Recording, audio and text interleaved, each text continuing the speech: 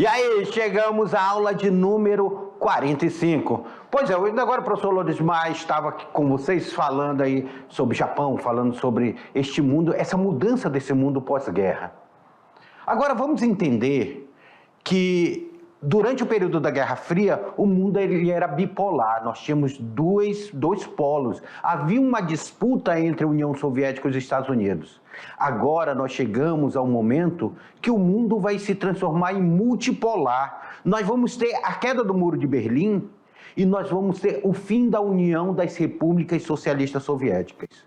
Percebam vocês, acompanhem comigo essa aula, que ela está muito interessante. Na tela para vocês aí, aula de número 45. Vamos lá na tela. Aula de número 45, o mundo multipolar. A Guerra Fria chega ao fim. E a ascensão da China, nós vamos ver a China. As habilidades para a aula de hoje já está aí posta para vocês, no material de vocês, porque hoje nós vamos ver esse mundo multipolar. É um mundo agora que não está só sob domínio dos Estados Unidos e da União Soviética. O mundo ele vai estar se espalhando, ele vai estar se organizando, ele vai estar se juntando aí em blocos econômicos diferentes. Os capitalistas vão se juntar com os socialistas, a China se torna socialista, mas tem característica capitalista. Tudo isso nós vamos entender agora, porque nós precisamos entender esse mundo muito multipolar e uma nova organização geopolítica, de forma que há distintos centros do poder, exercendo a influência no campo político e econômico. Agora, meu amigo, agora a coisa está espalhada. Está espalhada. Anteriormente, que você, para ser forte enquanto capitalista, você teria que se juntar aos Estados Unidos, agora você vai ter a União Europeia, você vai ter os tigres asiáticos, você vai ter outras organizações, o próprio Mercosul aqui, vão ter outras organizações que ficam dentro do mundo capitalista, mas agora não estamos mais na Guerra Fria, nós estamos um tanto quanto independentes de vocês. É claro, devido à globalização, o mundo ele é totalmente um dependente do outro, principalmente a economia. O socialismo ele cai da União Soviética, da União das Repúblicas Socialistas Soviéticas, mas ele vai permanecer na China. Aí nós vamos ver o que é a China. Quais a característica da China nessa pegada. Na tela para vocês aí, ó. Olha na tela para vocês. Após a guerra do regime socialista, diversos países se aproximaram do mundo capitalista com a finalidade de ingressar nesse sistema e alcançar uma integração de mercado.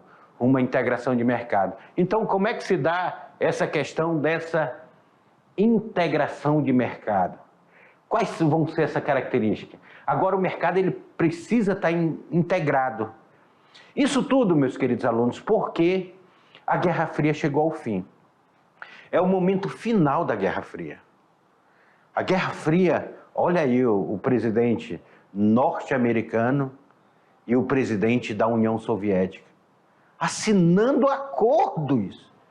Isso no período da Guerra Fria seria impossível, seria uma visão impossível de se ver.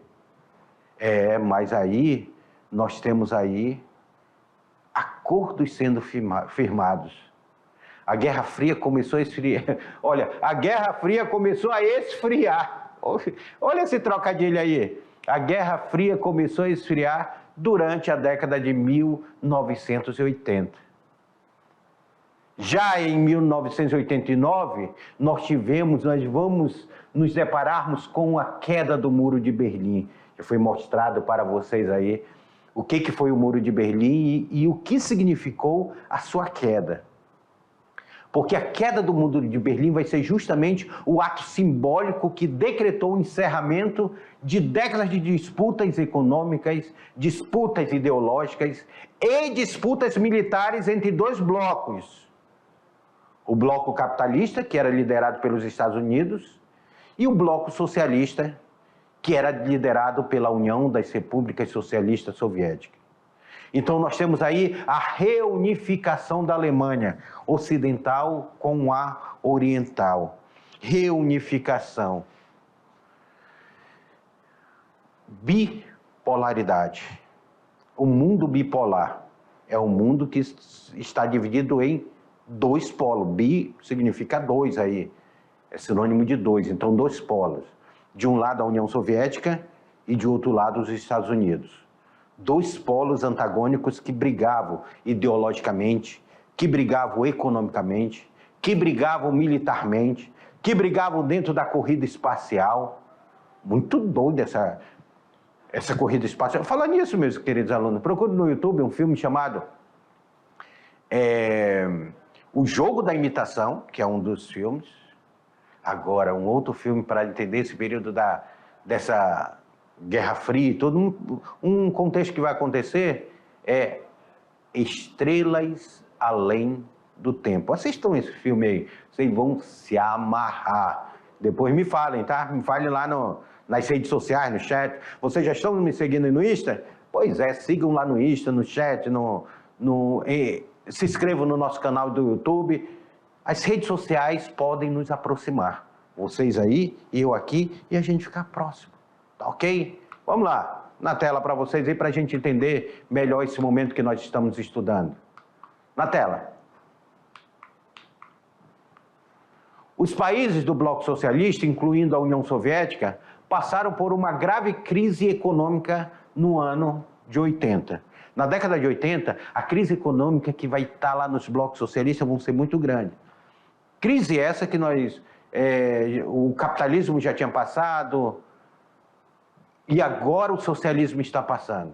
Por quê? O que leva os países socialistas a terem uma crise econômica? Porque, primeiramente, é a falta de concorrência, a questão do livre mercado. Isso vai prejudicar os países socialistas. Não tinha o livre mercado. E os baixos salários e a falta de produtos causaram uma grande crise econômica. E além da falta de democracia, porque lembrando que os países socialistas eles pregavam a ditadura do proletariado. Então a democracia ela era falha nesse período. Também agravaram a grande insatisfação popular. Grande insatisfação popular. Então, aí nós vamos estar diante desse momento. Desse momento aí. Vocês sabem o que significa essa cena aqui? Essa cena, o que representa essa cena aqui? Essa marretada nesse muro? A queda do Muro de Berlim. A queda do Muro de Berlim é a grande... Deixa eu sair daqui, dessa marreta aqui, senão o cara pode me acertar aqui. Rapaz, não vai me acertar. Peraí, deixa eu segurar aqui um pouquinho aqui, essa marreta aqui, para ele não... Ai, te quieta aí, rapaz. Pois é, a queda do Muro de Berlim. O Muro de Berlim vai ser uma simbologia muito grande do fim da divisão da Alemanha, a Alemanha Ocidental e a Alemanha Oriental. Porque lá era a grande simbologia, como se fosse uma bandeira desse mundo dividido. A queda do Muro de Berlim, ele vai significar esse fim do socialismo. É o fim do socialismo ali na Europa Oriental. Está acabando essa luta aí entre o capitalismo e o socialismo na Europa Oriental. A reabertura econômica da União Soviética, a perestroika, a glasnost.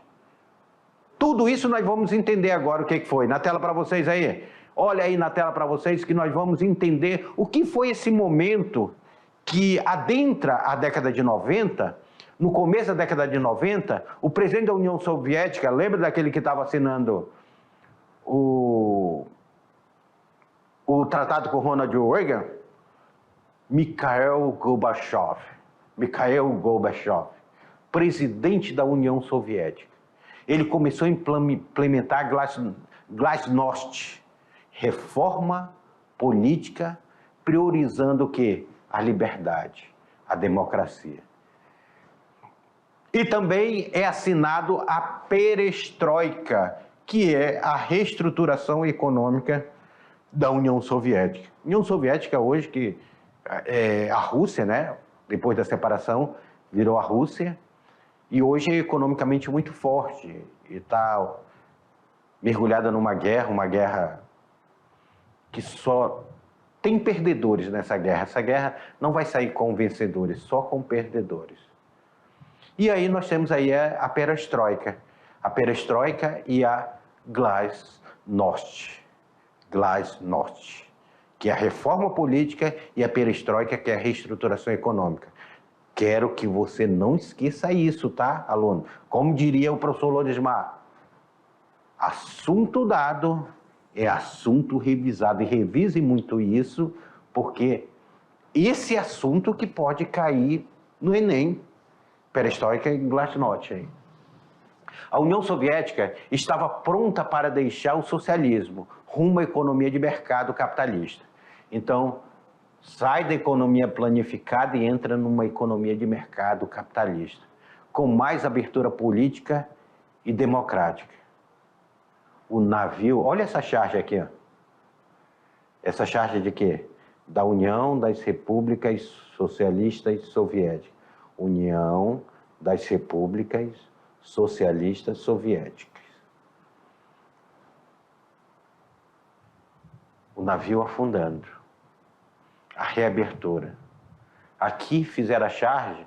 Pelo sinal que tem na cabeça, nós já sabemos que esse aqui é o Mikhail Gorbachev.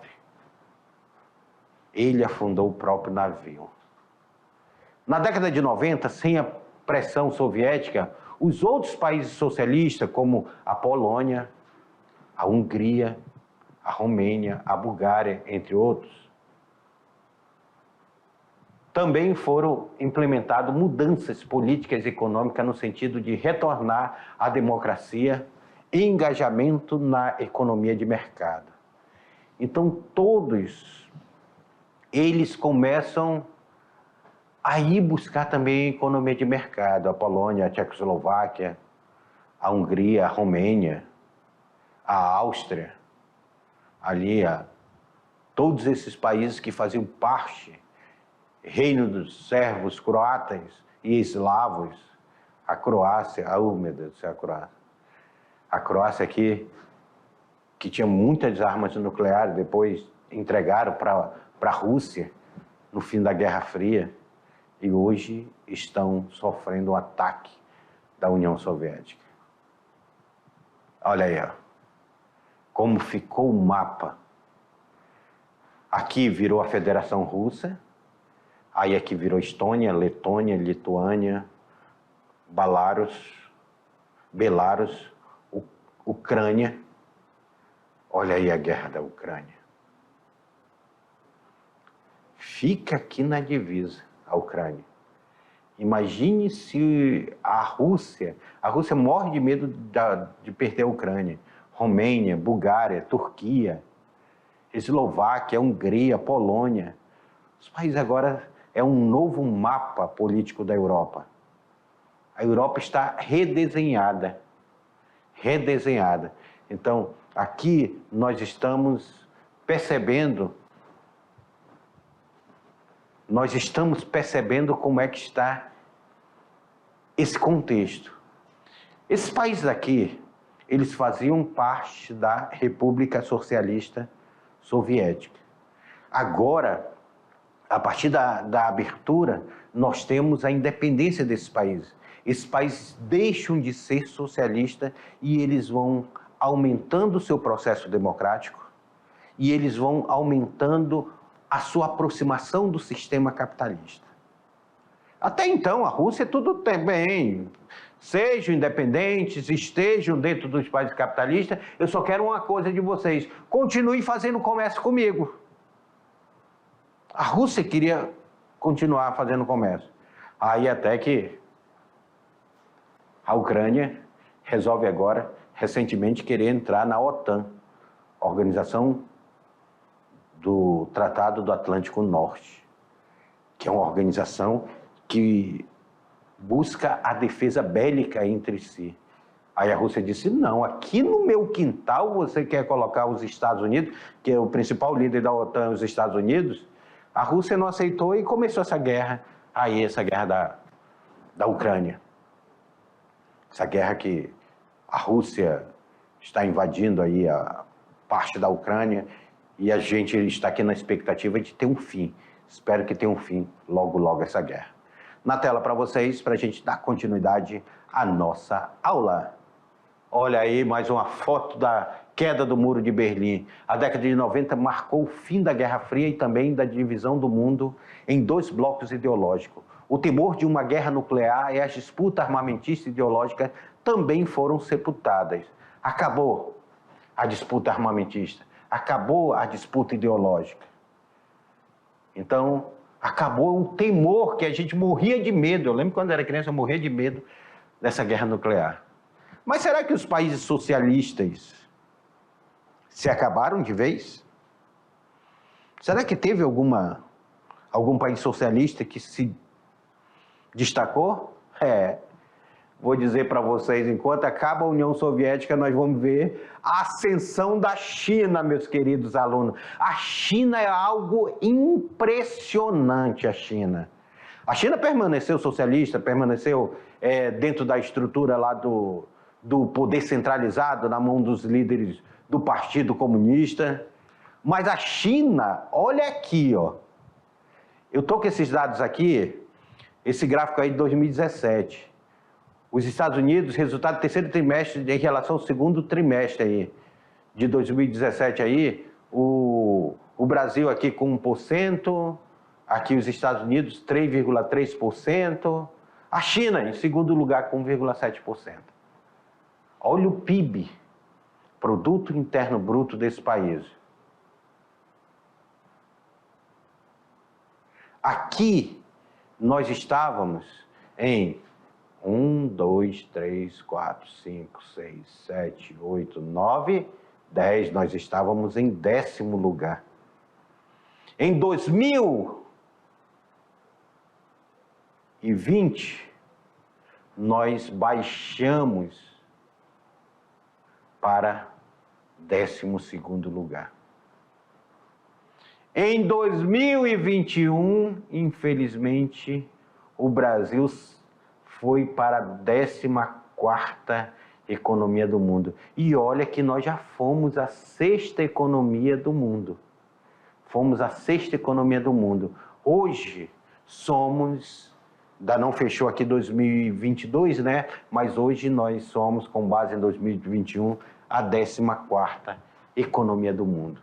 E a China é o maior fenômeno econômico da história. Nenhum outro país cresceu em 30 anos, de 1980 até 2010, uma taxa de 12% ao ano. Em 2010, ela se tornou a segunda maior economia do mundo. Detalhe para vocês. Aí nós falamos da China até 2010. Aí você pergunta, professor, como é que ficou a China de 2010 a 2020? Ela parou de crescer? Não. Ela só não cresceu ainda nessa média de 12%. Mas a China continuou crescendo. 8, 7, 9, uma média aí, 10, chegou a 12. É uma média que vamos dizer que ela teve uma média de 9% em mais esses outros 10 anos. Ou seja, a China em 40 anos só cresceu. E hoje ela passou o Japão, passou o Reino Unido, passou a Alemanha, a economia da Alemanha, e se tornou a segunda economia do mundo. Detalhe para vocês. Se tudo caminhar do jeito que está, a China já irá ultrapassar os Estados Unidos e será a primeira economia do mundo. Olha o crescimento da China, o crescimento importantíssimo da China. A China hoje, o Brasil tem o BRIC, que entra a China. Então o Brasil hoje não pode se ver sem fazer comércio com a China. Hoje não temos. A nossa economia só está dando PIB favorável porque nós vendemos soja, o maior comprador de soja do Brasil é a China. E o que segura o PIB do Brasil são os commodities. Entre eles, o principal commodity, soja. Olha como é a questão. Na tela para vocês aí. O Produto Interno Bruto da China atingiu, em valores correntes, 12 trilhões, ou 82,7 trilhões de yuans, em 2017, com um crescimento de 6,9%, fazendo este país a permanência como a segunda maior economia do mundo, ficando atrás só dos Estados Unidos. Então os caras cresceram, e os Estados Unidos vêm caindo. E eles vão crescendo. Daqui a pouquinho, eles se transformam. Eles saem, eles ultrapassam os Estados Unidos. Aí um quadro para vocês entenderem aí essa média do PIB aí, ó. O país, o ranking do PIB. O Brasil aqui, do PIB, do Produto Interno Bruto, o Brasil já está se aparecendo em 41º lugar. Está lá atrás. Está muito aquém. China, Filipinas, Malásia, Estônia, Índia, Indonésia, República Tcheca, Letônia, Lituânia, Polônia, França, México, Reino Unido, Finlândia.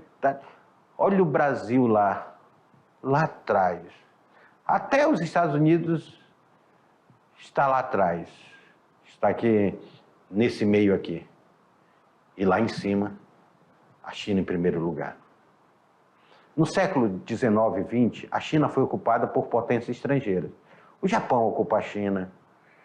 Os ingleses, no século XIX, ocuparam a China. Os franceses ocuparam a China, só para vocês terem uma ideia. Foi muito dominada. Aí nós temos o Mao Tse-tung, e a Revolução de Mao Tse-tung foi importantíssima para que a China lutasse contra seus inimigos invasores e crescesse internamente. Aí em 1978, com Deng Xiaoping, estabeleceu a prioridade à educação. Cara, quando eles resolveram, o socialismo resolveu dizer, olha, nós vamos combater o analfabetismo, nós vamos investir em educação. Acolheu o investimento estrangeiro e permitiu ampla participação do setor privado na economia. Professor, peraí, professor, que agora eu não entendi. Agora, minha cabeça deu um nó, professor. Como é que a China é um país socialista e ela aceita as empresas estrangeiras estarem dentro do seu país? Como é que isso funciona? Sabe o que eles fazem? Enquanto o Brasil tenta privatizar tudo, vender, lá as empresas são estatais, ok? Uma empresa estrangeira para ir para dentro da China, ela tem que se associar a uma empresa chinesa, que geralmente é estatal. Ou seja, a empresa ela vem, se associa com a empresa chinesa, e todo o lucro que ela está tendo, essa empresa vai dividir com a China. Ou seja, a China cresce mais. E por que, professor, uma empresa capitalista, americana, inglesa, japonesa, quer ir se instalar dentro da China? Ponto número 1. Mão de obra barata. E abundante. Muita gente mora na China. 7 bilhões de habitantes, quase 2 bilhões estão na China. Só para vocês terem uma ideia. Recursos para a indústria. Matéria-prima abundante, que tem lá na China. Mão de obra barata, mão de obra abundante, matéria-prima. Que mais? Mercado consumidor. Quem é que não quer produzir lá na porta de um mercado consumidor como é o mercado consumidor chinês? Milhares de pessoas consumindo lá. Mercado consumidor. E outra, impostos baratos. Incentivos fiscais para as indústrias irem para lá produzir. É o paraíso socialista para o capitalismo. É até complicado a gente entender isso daí, mas é assim que a China está. Enquanto o governo é centralizado, é um governo que não tem abertura, é um governo socialista, ele pega essas empresas, ele aceita essas empresas, ele aceita o capital internacional, mas ele procura fazer o controle desse capital internacional. Lá na China, tem problema com droga? Tráfico de droga? Não. Lá na China ele não tem problema com isso. Por quê? O traficante que ele for preso na China, sumariamente ele é fuzilado. Então a maioria não quer se envolver com tráfico de droga. Tá? Os caras evitam lá o tráfico de droga. Uma vez foi uma comitiva daqui de Porto Velho para lá e perguntaram: como é que vocês fazem com dependente químico? Eu disse: não, nós não temos dependente químico de droga, porque não tem droga aqui.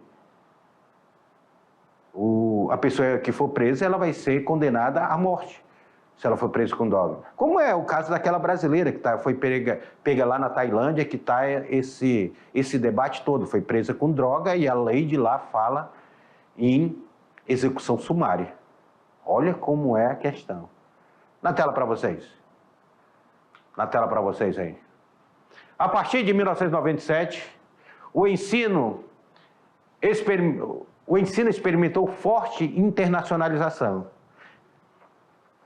Em 1997, gente, eles começaram a mandar seus filhos para estudar fora do país, para estudar o sistema capitalista fora do país. Foram para os Estados Unidos, estudar nos Estados Unidos, foram na Inglaterra, estudar na Inglaterra e voltaram para a China. E eles voltaram com um gabarito forte. Aí, em 2007, o relacionamento educacional avança 188 países e regiões. Em 2008, 180 mil chineses estudavam fora, 39 mil no ano de 2000. Olha aí o crescimento. E o ano de 2000 tinha 39 mil. Em 2008 já são 180 mil chineses estudando fora, buscando a cultura de outros países e trazendo para dentro da China. No mesmo período, 420 mil frequentaram os cursos superiores no exterior. As reformas econômicas aumentaram o retorno apropriado pela educação. No futebol, o Brasil ganha de 8-0 da China. Mas na educação, o Brasil perde de 8-0 para a China. Aqui essa foto é uma foto emblemática. Olha aqui essa foto aqui. Essa foto aqui ela mostra os alunos fazendo prova igual um Enem aqui. Só que em pátio aberto aí, ó. Os alunos todos concentrados, fazendo prova. É o exame nacional deles. Eles têm exame nacional. E os alunos aí fazendo prova. E a educação vai ser o que vai transformar o Japão. Lorismar falou isso quando falou do Japão. E é o que vai transformar também a China. Por isso que nós dissemos, a educação transforma. Você é aluno da mediação tecnológica, você está tendo uma oportunidade de ter aulas sensacionais, modéstia à parte, aí é onde você está. Daí de onde você está, se você fizer todo o esforço, você irá ter uma educação de altíssima qualidade. Porque você tem aula de altíssima qualidade. E aí você tem capacidade de se desenvolver cada vez mais. E dar retorno para a comunidade de vocês. Na tela. Olha aí, ó. O êxito chinês combina múltiplos fatores. Combina a educação, que nós já falamos, combina a ciência, o investimento de ciência. Eu não sei porque o Brasil não quer, o Brasil quer tirar o investimento de ciência. Eu não entendo. Eu não entendo porque o Brasil quer tirar o investimento de tecnologia. Economia aberta, a economia deles não é mais planificada, eles abriram a economia para o mercado internacional e orientada pelo mercado. Elevado investimento em infraestrutura. Vocês sabiam que tem um aeroporto lá, que dentro do aeroporto você pega o metrô para ir de uma parte para o outro, de tão grande que o aeroporto é? Só para vocês terem uma ideia. Empreendedorismo. Olha aí, para quem fez a disciplina empreendedorismo. Isso é fundamental lá na China. O pragmatismo diplomático, eles batem e assopram, eles têm um pragmatismo muito grande, eles têm uma maneira muito sistemática de fazer a diplomacia deles. E para citar os mais relevantes. Universidade de Ciência de Tecnologia na China, olha aí essa foto aí, da Universidade de Ciência. Eles investem muito nisso aí, educação, ciência. Aqui eu trouxe algumas revistas para vocês, ó. Revista Veja de 2006. Percebam vocês aí, ó. Aqui em 2006, a reinvenção do mundo. Com dimensões territoriais pouco superior ao Brasil e uma população 7 vezes maior, a China está caminhando para ser um grande império global do século XXI. Aqui em 2006, já falava isso. Seria um grande império global. Já se colocava a China como um grande império global. Quantas vezes a China é maior que o Brasil? A população, 7 vezes. Em PIB, lá em 2006 era 3 vezes, agora é muito mais. Em investimento estrangeiro, 3 vezes maior do que o Brasil, 2006. Volume de exportação, naquele momento era 6,2 vezes, agora já está ultrapassando aí a casa dos 15 vezes. Patentes internacionais, 5,5 vezes. Quantas vezes o Brasil é maior que a China aí? Renda per capita, 2,5 vezes. O Brasil é melhor em renda per capita. O idioma da China é o mandarim, a língua oficial da China. Ali o mandarim. Então nós temos as etnias aí, são da etnia Han, 92% da etnia Han e 8% pertence a outras etnias. Aí a agricultura, apesar de apenas 11% do território chinês se apresentar à agricultura, o país ainda é o campeão na produção de arroz, responsável por 35% do total mundial, isso em 2006. Aí a renda da China, como é a renda per capita da China. Olha aí, ó. A religião, o budismo é a religião com maior número de seguidores, 150 milhões. Os tibetanos têm como líder budista o Dalai Lama, que vive na Índia e está proibido de pisar no território chinês por 47 anos aí. Então ele não pode ir em território chinês, ele vive na Índia, o Dalai Lama. O PIB da China cresceu bastante. Aqui em 2006 ele está falando aqui, ó, que ele chegou a 9,9, mas aí ele vai bater a casa dos 13 depois, 13%. Olha aí, ó. Mais uma da revista aí, ó. Nós temos aí Xangai, Shenzhen, as principais cidades. A Europa, a área da Europa, 10,3 milhões de quilômetros quadrados. A China tem 9,6 milhões de quilômetros quadrados. Os Estados Unidos, 9,3 milhões de quilômetros quadrados. Só para vocês verem aí, o maior país do mundo, vocês sabem que é a Rússia. A Rússia. Então aí vocês estão percebendo aí as cidades, maiores cidades chinesas. Tá? E aí outras características econômicas. Depois olhem no slide de vocês isso aí com bastante tranquilidade.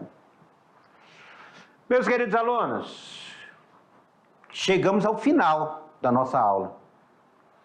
E a gente encerrando essa aula, nós percebemos essa abertura do mundo que se transformou em multipolar. Agora não é só União das Repúblicas Socialistas Soviéticas e Estados Unidos que estão brigando, não. Agora é o mundo se organizando e brigando. O mundo é multipolar. Nós temos polos econômicos, inclusive o Brasil. O Brasil estava num crescimento muito grande, estava se tornando a 6ª economia do mundo. Deu uma travada historicamente, mas já já a gente volta a crescer novamente e o Brasil volta a entrar nos eixos aí e se tornar um grande país.